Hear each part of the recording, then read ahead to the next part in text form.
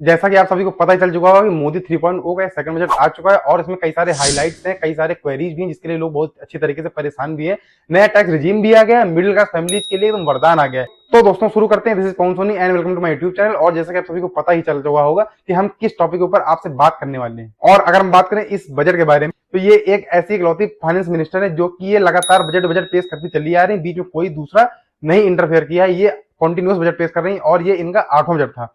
अगर हम बात करें इस बजट के ऊपर में, तो ये बजट खासकर फोकस किया गया है मिडिल क्लास फैमिलीज के लिए। तो अगर हम बात करें टैक्स रिजीम के बारे में, तो अगर आप देखेंगे तो 0 से 4 लाख की जो सैलरी वाले लोग होंगे उनको टैक्स देना ही नहीं है, जीरो टैक्स पे करना है। और वही अगर हम बात करें 4 से 8 लाख वालों को, तो आप डिस्प्ले पर देख ही रहे होंगे, उनको देना केवल 5% का टैक्स। 8 से 12 वालों को देना है 10% का टैक्स। 12 से 16 लाख वालों को देना है 15% का टैक्स।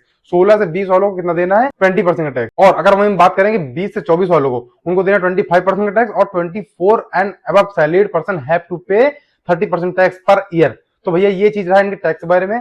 तो साथ ही साथ आपको हम बताएं इसमें कंफ्यूजन क्या हो रही है, लोगों को इसमें कंफ्यूजन हो रही है। सरकार ने इसमें एक चीज और ही बोल दिया है। सरकार ने बोला भैया जिसकी सैलरी एक साल के अंदर 12,75,000 रुपए से कम की होगी, या फिर जो कोई बिजनेसमैन एक साल के अंदर 12 लाख रुपए कमाएगा, उसको कोई टैक्स नहीं पे करना है। तो अगर टैक्स नहीं पे करना है, तो ये जो नया टैक्स रिजीम आया हुआ है ये कह क्या रहा है? इसमें तो बोला गया 15% टैक्स पे करना पड़ेगा। मतलब क्या निकला? इसमें सीधा सिंपल सा फंडा यही है कि आप 15% टैक्स पे करोगे, लेकिन आपको टैक्स रिबेट मिल जाएगा। मतलब जितना भी आप टैक्स पे करोगे उसका आप टैक्स रिबेट ले सकते हो, और उसमें आपको जीरो टैक्स पे करना पड़ेगा। मतलब इधर आप सरकार को टैक्स दोगे, उधर सरकार आपको टैक्स वापस कर देगी टैक्स रिबेट के थ्रू। और कोई मतलब नहीं, एकदम सीधा सा फंडा है। अब हम बात करेंगे क्या चीज सस्ता हुआ है और क्या चीज हुआ है महंगा। अगर हम बात करें महंगे के बारे में, तो जो ऊन होता है, जैसे मान लीजिए जो हाथ से बिना हुआ कपड़ा रहेगा, वो महंगा होगा।